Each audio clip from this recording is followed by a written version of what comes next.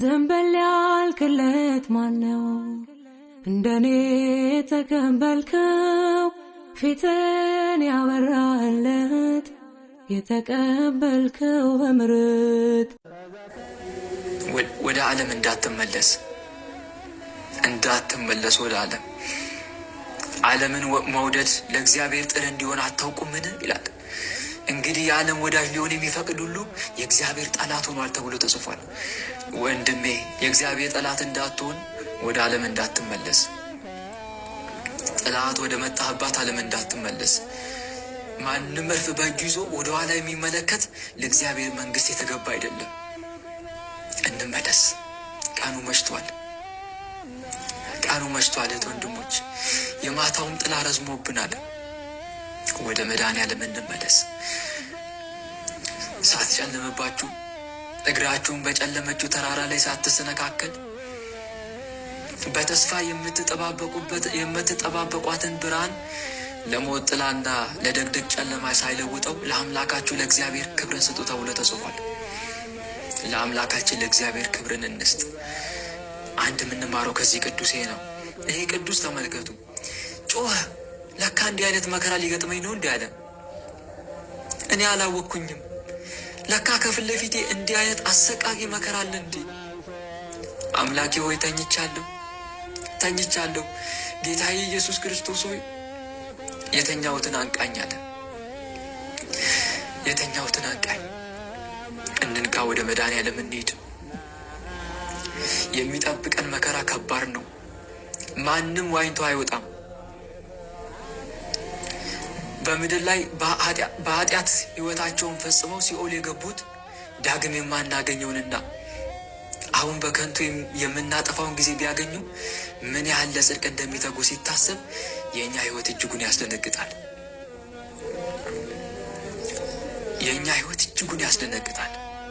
ነፍስ ከጊዜ በኋላ የሚመጣውን መራራ ሞትንና የሲኦልን መከራ አስባ እጅግ ትጨነቃለች። በዚህም ምክንያት ንስሐ ካልገባው፣ ስጋ ወደሙን ካልተቀበልኩ፣ ካልጾም፣ ካልጸለይኩ፣ ካልሰገድኩ ትላለች። ስጋ ግን ነገ ሞታለሁና ዛሬ ካልበላው፣ ካልጠጣው፣ ካልደነስኩ፣ ካልዘሞትኩ ይላል። እህት ወንድሞች እንንቃ። ይሄ ቅዱስ ፈራ፣ ደነገጠ። ወዮልኝ ለእኔ አለ። ወዮልኝ፣ ለካ እንዲህ አይነት መከራ ከፊት ለፊቴ ተቀምጦ ነው እንዴ እኔ በመብል ዕለት ዕለት ደስ የምሰኘው? ወዮ ለኔ አለ። ወዮልኝ ለኔ፣ ምን እያደረግኩ ነው ያለሁት አለ። ጨነቀው። ጮኸ ወደ መድኃኔዓለም። አስቡ፣ ጮኸ የምትለዋን ቃል እስቲ ተመስጣችሁ አሰላስሏት በሊናችሁ። ጮኸ ወደ ፈጣሪው። ጌታ ሆይ ለካ እንዲህ አይነት መከራ አለ እንዴ እኔ መቼ አወቅኩኝ? ታስታውሳላችሁ መንገደ ሰማይ ላይ ያቺ ነፍስ ምን እያለች እንደምትናገር? አንቺ ነፍስ የት ነበርሽ? ምን ስትሰሪ ነበር ሲላት፣ ለምንድን ነው መልካም ስራ ያልሰራሽው? ለምንድን ነው ንስሐ አልገባሽው? ለምንድን ነው ስጋው ደሙን የኔን ስጋና ደም ያልተቀበልሽው? ለምንድን ነው በጽድቅ ስራ አልተመላለልሽው? ለምንድን ነው ያልጸለሽው፣ ያልጾምሽው፣ ያልሰገድሽው ብሎ ሲጠይቃት፣ ለምንድን ነው ያልመጸወትሽው ብሎ ሲጠይቃት፣ አቤቱ ጌታዬ እኔ እንዲህ አይነት መከራ እንዳለ መቼ አወቅኩ? አቤቱ ጌታዬ ኢየሱስ ክርስቶስ እንዲህ አይነት አሰቃቂ መከራ እንዳለ እኔ መች ተረዳሁ?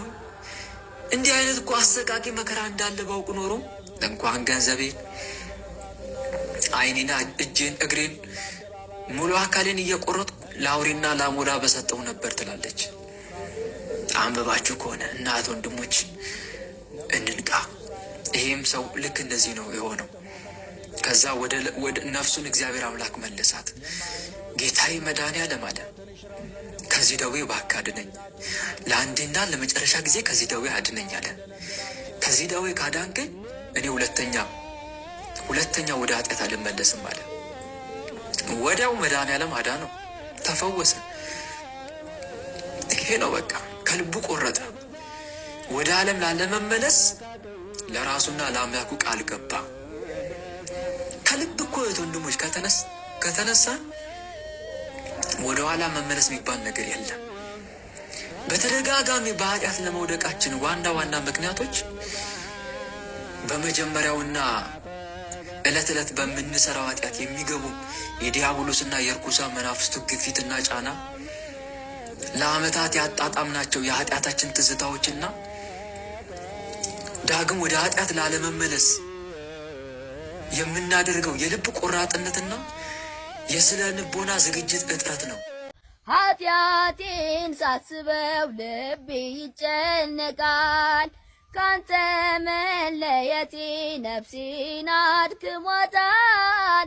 ወደ አንተ መልሰኝ እኔ መለሳለሁ። እውነተኛው ሰላም ያለው ከቤት ነው።